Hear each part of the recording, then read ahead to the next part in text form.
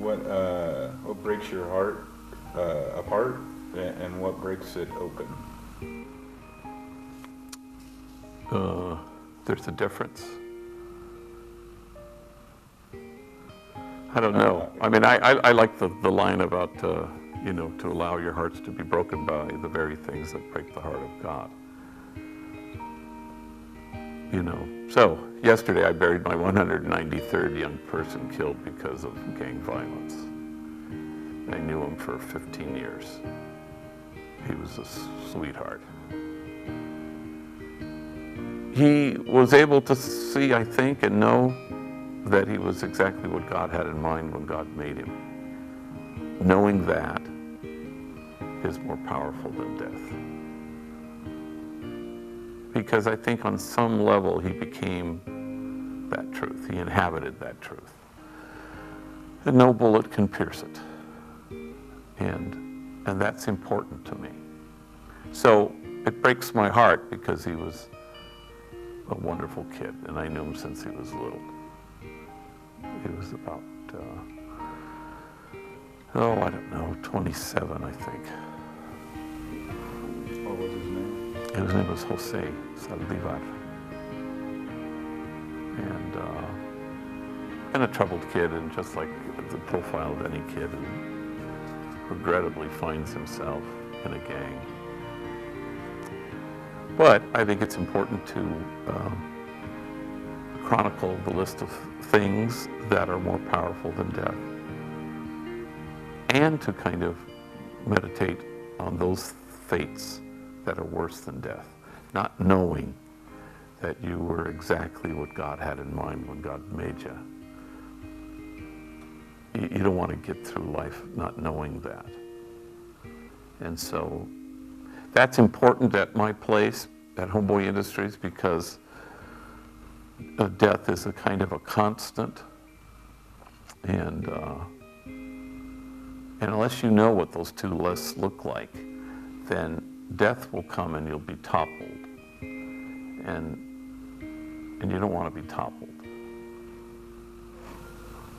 How do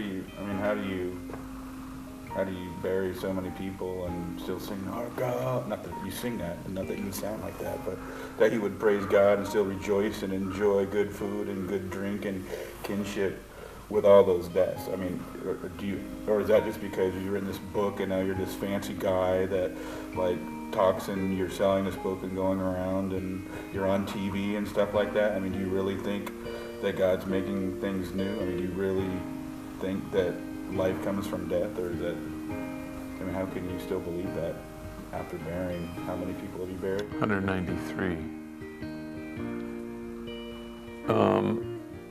Yeah, I mean, you know, part of the risen Christ reality is to know that death has no power. And yeah, you know, I like the Dalai Lama, who reflects on his own personal death, as a reporter had asked him, and he just shrugged and he said, change of clothing. Well, you know, I want what he's having, you know, because I think that's exactly right. And that's how you become free. And you put first things recognizably first. And you live as though the truth were true.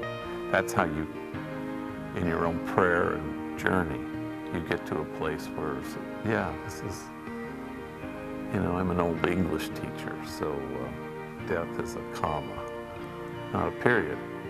And that's, you know, part of faith, but it's also part of understanding that death is like the seasons. It's like the fifth season. And the more you can get to that place. But if you think death is the worst thing that can happen to you, brace yourself. You're going to be toppled. And so, you know, this kid Jose did not live forever. But he lived in the forever. And he did that in his own struggle and kindness and joy and goofiness. And he suffered a lot. He carried more than I've ever had to carry in my life. So I stand in awe at him and I honor who he was. But, you know, the trick, not like it's a coping device, but the trick is to live in the forever. And you do that by staying absolutely anchored in the present moment with the person sitting in front of you, the Christ in me, recognizing the Christ in you. That's every day, that's every second. So you can lament what happened yesterday, or you can fret about what will happen tomorrow, but this is the only moment that we have, you know. And if you can delight in that moment, you know, and stay anchored in the duty to delight, then it works.